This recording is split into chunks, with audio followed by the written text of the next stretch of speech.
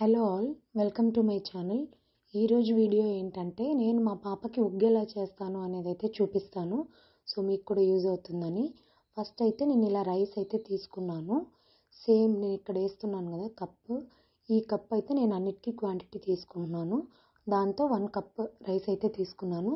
ఇంకా same cup measurement తీసుకొని 1/4 cup of పెసరపప్పు, అలాగే కందిపప్పు, అలాగే గ్రీన్ దాల్, ఇంకా పచ్చిశనగపప్పు అయితే తీసుకున్నాను ఇక్కడ.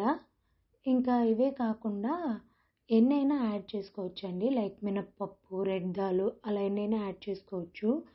రెడ్ దాల్ అయితే చాలా మంచిది, కానీ నా దగ్గర లేదు, అయిపోయింది, అందుకే యాడ్ చేయలేదు. అలాగే నట్స్ కూడా యాడ్ చేయండి, బాదం, జీడిపప్పు, పల్లీలు. ఈ నట్స్ అయితే ఎక్కువగా యాడ్ చేయకండి, ఒక 5 to 6 అలా అయితే యాడ్ చేయండి చాలు. దాని తర్వాత మొత్తం అన్నిటినీ నీట్గా వాష్ అయితే చేసేసుకోండి. వాష్ చేసుకున్న తర్వాత అందులో ఉన్న వాటర్ అన్నీ పోవడానికి ఇలా ఏదైనా జల్లెడలాగా తీసుకొని అందులో వేసేయండి. నీళ్లు మొత్తం అయిపోయిన తర్వాత మంచిగా సన్ వస్తుంది కదా, అలాంటి టైంలో బాగా కింద ఒక క్లాత్ వేసుకొని ఆ క్లాత్ పైన బాగా పరుచుకోండి. ఇవైతే బాగా ఎండాలండి. నేనైతే 2 days ఎండబెట్టుకున్నాను వీటిల్ని. 2 days ఎండబెడితే కానీ ఇవి బాగా పొట్టుగా ఎండలేదు. దాని తర్వాత అయితే ఇదిగోండి చూడండి, ఇలా అయితే ఎండిపోయాయి. దాని తర్వాత దీన్ని పౌడర్ చేసే కంటే ముందు అన్నిటినీ రోస్ట్ చేసుకోవాలి.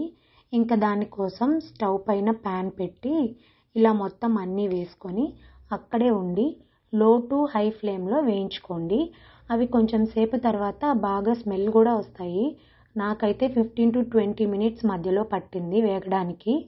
మంచి కలర్ వచ్చే వరకు మాడిపోకుండా దగ్గరే ఉండి తిప్పుతూ వేయించుకోండి, అప్పుడే ఉగ్గు టేస్ట్గా బాగా ఉంటుంది. నేను ఇక్కడ చూపించాను కదా, అలా వేయించుకోండి. ఇలా నలిపితే పల్లీలు కూడా పొట్టుగా వచ్చేస్తాయి, అంత బాగా వేయించుకోవాలి. మా పాపకైతే ఇప్పుడు 11th month అండి, సో అందుకే నేను ఇంత ఎక్కువగా డ్రై ఫ్రూట్స్ వేస్తున్నాను. స్టార్టింగ్లో అయితే 3-4 డ్రై ఫ్రూట్స్ అలా వేసేదాన్ని. చూడండి ఇలా కలర్ వస్తుంది. దాని తర్వాత మిక్సీలో వేసుకొని కొంచెం పసుపు, జీరా యాడ్ చేసుకోండి. వేసుకొని మిక్సీ పట్టేసుకుంటే ఇలా పౌడర్గా అయిపోతుంది అనమాట. ఈ పౌడర్ని మనము ఒక 1 month వరకు స్టోర్ చేసుకోవచ్చు. ఇప్పుడు మా పాపకైతే 11th month కాబట్టి నేనైతే ఒక 2 spoons అలా యూజ్ చేస్తున్నాను. దాని తర్వాత దీన్ని ఇలా కాచుకోవాలన్నమాట. నేనైతే ఇక్కడ మీకు చూపించాను కదా, ఆ గ్లాస్తో 1/2 glass వరకు నేనైతే వాటర్ తీసుకుంటున్నాను.